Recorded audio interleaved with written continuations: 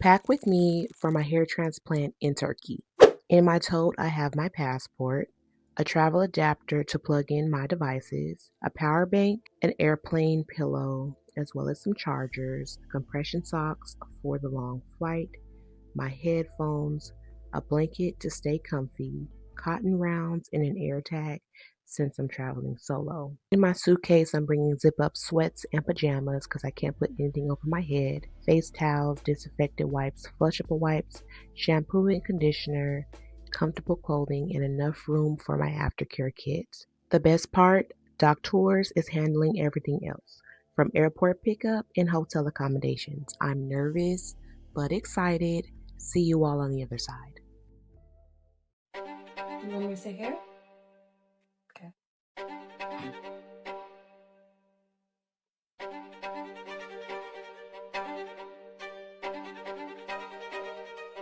Can you hear me? Okay.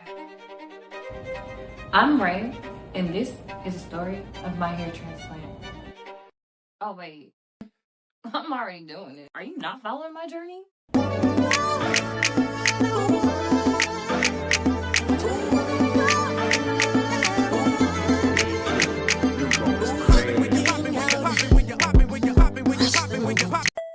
Hey y'all, it's Ray, and I'm here to tell you about some things about your hair transplant journey that they don't really tell you.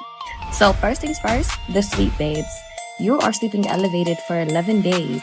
So that means you cannot sleep on your side. You cannot sleep comfortably like you would like to. So I advise you go get them pillows from Amazon that's in my link, because you're going to need them. And I'm going to tell you right now, you might wake up swollen some days. That's just normal because you have so many fluids in you. Another thing that I want to talk about is that pain, Bookie. The transplant doesn't hurt, but the numbing in the front, oh, babe, that took me. The back, I was able to deal with it and not cry, but the front, I definitely cried. I'm not going to lie. And another thing that they don't tell you, these hair bumps, they're painful. They are painful, and when it pops, you feel it. But honestly, when it pops, it's like a relief. But I do pop mine. I don't know. I'm sorry. That gotta get out of my head because it hurts. Another thing that they really don't express to you too is your scalp. Your scalp health is very important because yes, you can get this transplant, but if you're not taking care of your scalp, you can lose those follicles again. So my advice to you is get you some fish oil and make sure you're using those hair pills that come in your aftercare kit. Yes, it does help because this was my hair as it was progressing. And honestly, I don't have that many scalp issues. And if it's something that you really can't handle, make sure you're going to your dermatologist to go talk about it. Make sure you're following me and stay up on my journey. Okay, bye. Girl, don't do it. It's not worth it. I'm not gonna do it, girl. I was just thinking about it. I'm not gonna do it. I did it. Carry on. Stop. Carry on. Stop.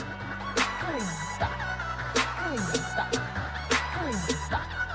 Carry on. Stop. Carry on. Stop. Carry on. Stop. I'm getting so cold.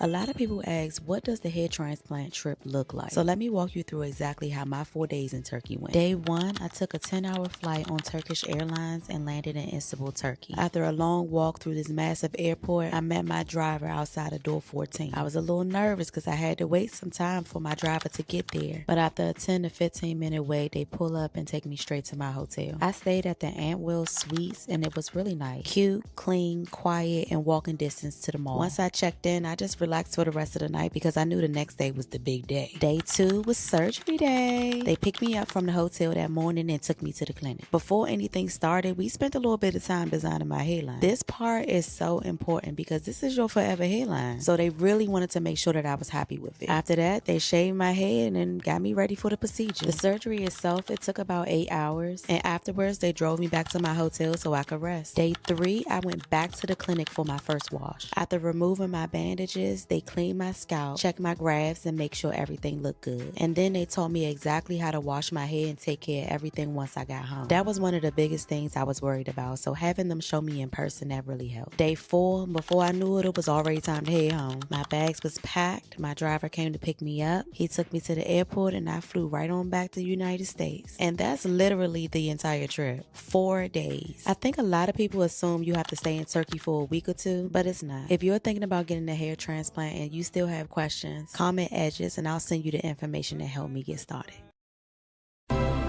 winner takes it. I got a lot of cash. The winner takes it.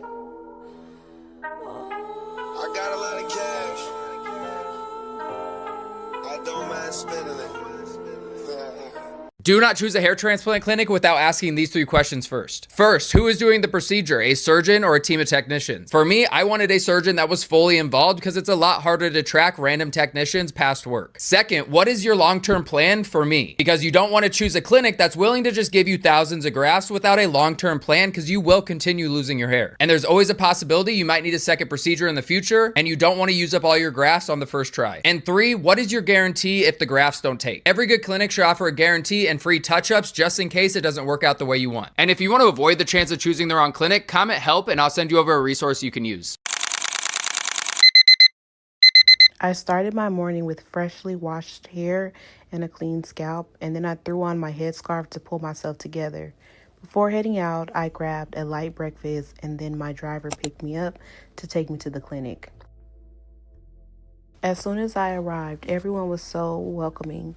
We went straight to the office, reviewed my medical history, and I got changed. Then the doctor came in and we customized my hairline. Seeing it come to life made everything feel so real. Next came the shave down. Woo!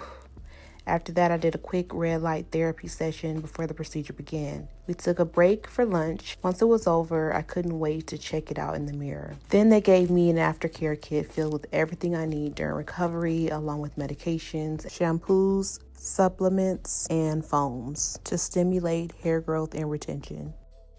After that, I was driven back to my hotel. I was definitely feeling tired by then, so I dropped off my things, took one more look at my hairline, oh my God, and grabbed some dinner, took a shower, and finally called it a night. I can't believe I actually did this, y'all.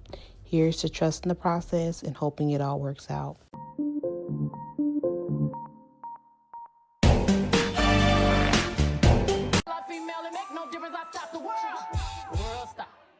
Carry on, stop. Carry on, stop. Carry on, stop. Carry on, stop. Carry on, stop. Carry on, stop. Carry on, stop. Carry on, stop. Does it hurt? The numbing injections aren't fun, but that lasts a couple of minutes. The rest of the procedure, a breeze. I fell asleep, and after that day, I didn't take paracetamol once. For me, about month 4 or 5, don't panic when you hit the shedding phase though, that's completely normal. I took it easy for about 30 days because it's important not to profusely sweat, hard living in Thailand, but I did a good job of it and I'm proud that I did. No, not at all, and this was a big thing for me. I didn't want to be on pharmaceutical products for life. The clinic was super supportive of this. I'm on natural supplements that you can pretty much buy anywhere, and this is an individual conversation that you should have with your doctor and the clinic. Nope, not at all. I wouldn't even exactly know. If you've got any other questions relating to travel, cost, procedure, options, comment here below and I'll send you all the info in the DMs.